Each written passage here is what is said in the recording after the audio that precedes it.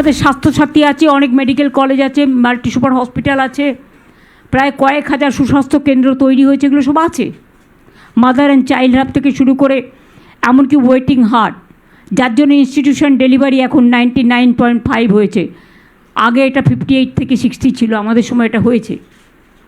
এছাড়াও আমরা মনে করি, আমি প্রায় এমপি ল্যাড থেকে, রাজ্যসভার থেকেই প্রায় আইসিসিউ টাইপে প্রায় 250-300 গাড়ি করে দিয়েছি।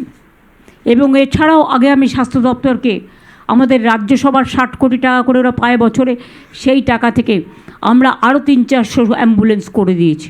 এইভাবে যে যাচ্ছেন, তো একটা স্ট্রেচার হলে তো সুবিধা হতো আপনার। তো মানে তো লাইন আছে, স্ট্রেচার পাওয়া যাচ্ছে না, ট্রলি কিছু পাওয়া যাচ্ছে না, মানে স্ট্রেচার চলে কিছু পাওয়া যাচ্ছে না। 15 দিন ধরে জ্বর, একবার এ বিল্ডিং বলছে, একবার ও বিল্ডিং বলছে, এইভাবে আমাদের হয়রানি করছে, কোনো আমাদের সাহায্য করে না।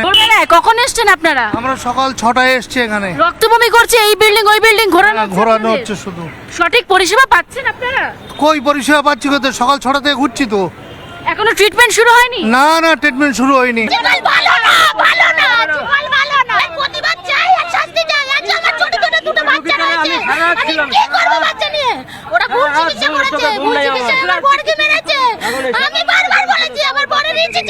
আমার বরের বুকে লেগেছে, ইসিটি করো, ওরা কোনো কিরাচ্ছ করেনি। আমি বুকে রেখছে করে নিয়ে আসি, আরে বুকে রেখছি যখন বলেছি ইসিটা করতে, কিন্তু আর্টিকলের মতো ফালতু হাসপাতালে চিকিৎসা না করাই ভালো। সব মাদের বলবো আমি। বন্দ্যোপাধ্যায় বিভিন্ন প্রতিশ্রুতি দিয়েছেন বারবার। আমি একটা বক্তব্য শোনালাম, বাইট শোনালাম, বলছেন 600 কোটি টাকা, 300-400 অ্যাম্বুলেন্স, সমস্তটা করে দিয়েছি। আমি ছবি দেখালাম, সেখানে রোগীর পরিজনরা হাউ হাউ করে কাঁদতে কাঁদতে বলছেন চিকিৎসা পর্যন্ত শুরু হয়নি, মারা যাচ্ছে মানুষ। কোথায় আরজি করে, যে আরজি কর নিয়ে এত কথা? আসলে রাজ্যের স্বাস্থ্য ব্যবস্থা তথা উন্নয়নের কাঁটা মমতা বন্দ্যোপাধ্যায়। বলুন স্যার, ওপেনিং স্টেটমেন্ট 30 সেকেন্ড করে।